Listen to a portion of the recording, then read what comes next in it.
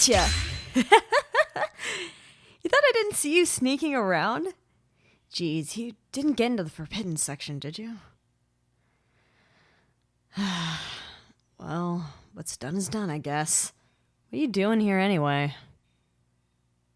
Just wanted a story? Why did you sneak around for that? I would have lent you a book, or were you just trying to jump scare me again? Figures. Well, what would you like to know about? I know all kinds of stories. Stories about war, sacrifice, magic.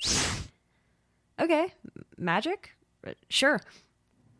Well, there's a few guys I know who are incredibly good at magic, but you want to know about me. Okay. There isn't really much to tell, though. Are you sure? Fine. Where do I even start? Ah, yes. Once upon a time, there was a young child. They were absolutely fascinated with the idea of magic. Every book they would read gave fantastical stories of princesses and dragons, wizards and witches, mermaids and fairies. They were enchanted by the thrill of magic, so much so that when they were put to rest for the night, they would kneel by their bedside and pray for a pair of wings to call their own, for magic beyond the world's own understanding. One day, they were granted their wish, but it came at a price. One they could not ever take back. They were too young to understand it at the time, that everything that must be taken from something else.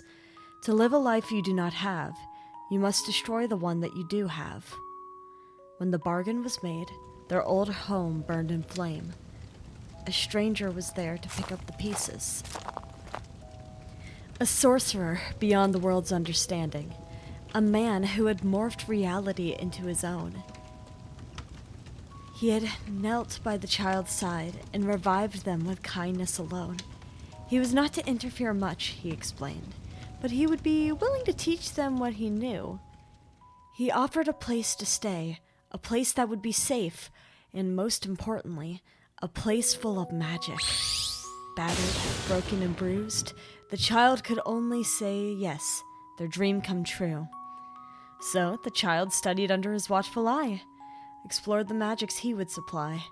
He taught them the language of the lost, explained that every wish must have its cost. Though the child could never understand, why must magic be so bland if it was entirely at our command? His warning would fall on deafened ears, they heard not his fears. This magic was exciting and new, a wish come true, and they had no intention to stop anytime soon. They used their skills on everything, from the falling leaves to their lengthened sleeves to the rain and sleet. The game was far too fun to give up so easily, and the world in teal lenses seemed to glow so brilliantly. A child with a specialty beyond what normal eyes could see. It was all potential, with no pitfalls. Until it went too far. The child's magic was unstable. For every wish granted, an equal nightmare would be created. To stop the falling leaves would kill the trees. To shorten sleeves would lengthen jeans. To control the rain would lead to a flood of pain. It was only when the pain hit the child that they stopped. And the world was different. The damage was done, and they had no one. The sorcerer reminded them of his warning once more, and they bowed their head in shame. But where they expected pain, it was only compassion. He helped them to their feet and took them home, asking them to heed the warning for next time.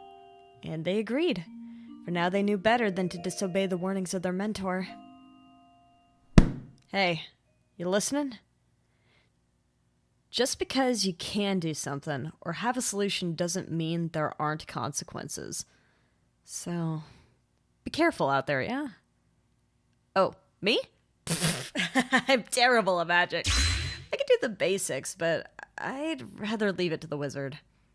Or Cyril. What's my specialty? Now you're just talking crazy. It's just a story, you know? Come on. I have some gummy worms we could use for bait at the fishing pond. Why don't we give that a go? Come on, let's go.